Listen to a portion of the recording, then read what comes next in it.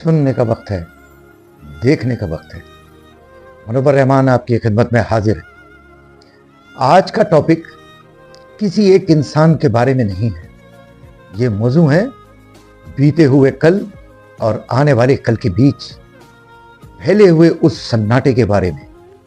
ये मौजू है एक नस्ल और आने वाली नस्ल के दरमियान टूटे हुए हर पल के बारे में। ये मौजू है झुके हुए उन कंधों के बारे में जिसकी पीठ पर बैठकर बच्चों ने जिंदगी के मेले देखे थे। ये मौजू है कांपते हुए उन हाथों के बारे में जिन्होंने अपने नन्हे बच्चों को उंगली पकड़कर चलना सिखाया था।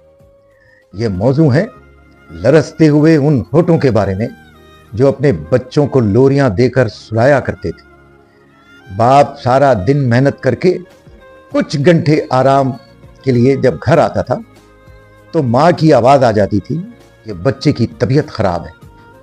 बाप अपने आराम को छोड़कर अपने बच्चों की तबीयत ठीक करने में मसरूफ हो जाता था।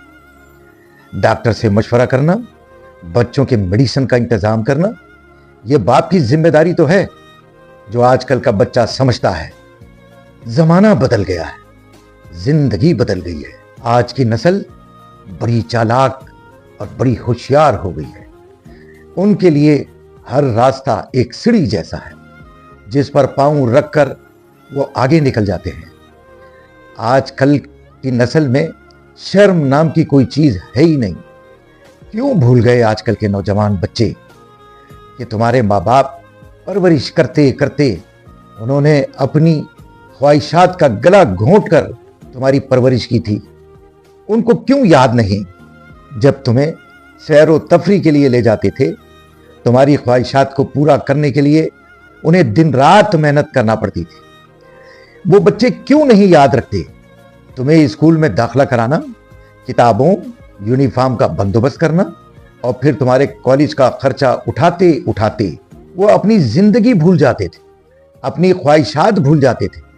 अगर उन्हें कुछ याद रहता था तो वो सिर्फ एक ही बात थी कि मेरा बच्चा बड़ा होकर अच्छी नौकरी करेगा, बड़ा कारोबार करेगा तो हमारा बुढ़ापा भी अच्छे से गुजर जाएगा। लेकिन बड़े अफसोस के साथ कहना पड़ता है कि आजकल का नौजवान बजाय माँ बाप की खिदमत करे, वो माँ बाप की कुर्बानियों को भूलकर अपने ऐशो आराम की जिंदगी गुजारने में मसरूफ है। उसकी जिंदगी सिर्फ उसकी बीवी और बच्चों के गिर्द घूमती है।